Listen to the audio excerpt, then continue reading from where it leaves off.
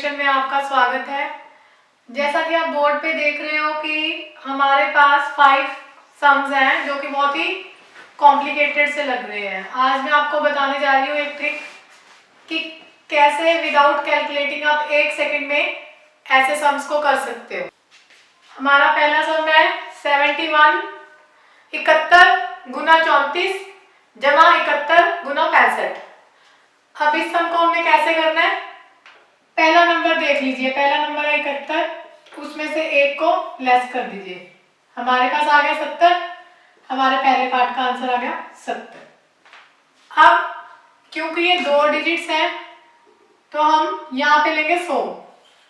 100 में से 71 को माइनस कर दीजिए, आपके पास आ गया 29। और ये हमारा दूसरे पार्ट का आंसर आ गया। आपको समझ में आया? नहीं तो हम अपना दूसरा सम देखते हैं दोबारा से।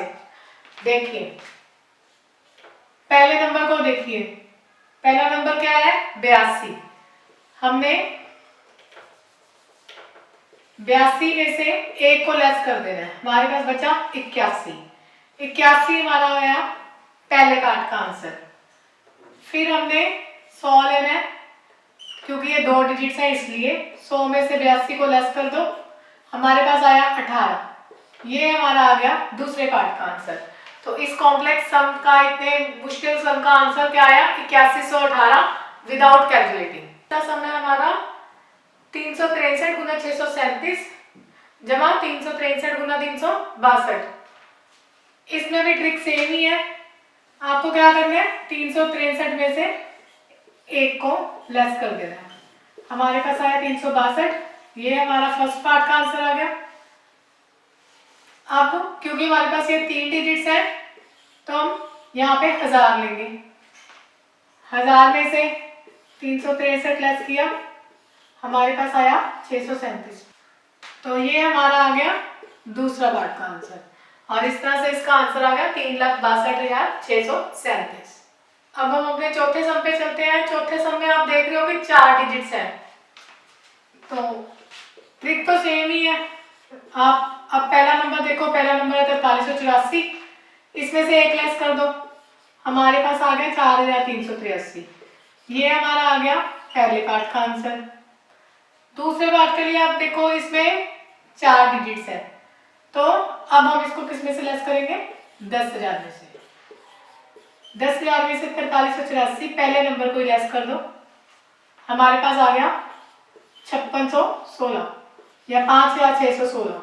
ये हमारा आंसर आ गया। इसमें हमारे पास पहला नंबर है 99। 99 में से 1 लेस कर दिया, हमारे पास आ गया 98। हमारे पहले पार्ट का आंसर आ गया 98।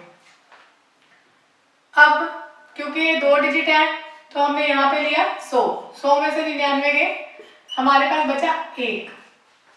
पर अब हम यहाँ पे 1 नहीं लिख सकते, क्योंकि अगर हम यहाँ पे 1 लिख देते हैं तो ये 3 डिजिट में आंसर आ जाएगा, जो कि गलत होएगा। इसके लिए हमने ये डिजिट्स कंप्लीट करनी है, तो इसके लिए हम इसके आगे क्या लगा देंगे? 0। तो हमारा ये आंसर आएगा 9801। ऐसे ही अगर आपके पास है 999 और आप उसको 1000 में से लेस कर रहे हो, तो आप आगे लगाओगे 2 जीरोस। और अगर 10,000 है 3 जीरोस। अगर उससे ज्यादा है तो जितना भी आपका, जो भी आपका नंबर है उसके अकॉर्डिंगली आप 1 के आगे जीरोस बढ़ाते जाओगे। अब बात करते हैं कि इसके पीछे ट्रिक क्या काम करती है। ट्रिक क्या है? ध्यान से देखिए। जितने भी सम्स मैंने आपको बोर्ड पे लिखे हुए हैं, उन सब में जो हमारा पहला नंबर है, जैसे कि इसमें 71, वो सेम है। दूसरे नंबर हैं, जैसे इसमें 34 और 65, इन दोनों का जब हम टोटल करते हैं तो वो 99 बनता है।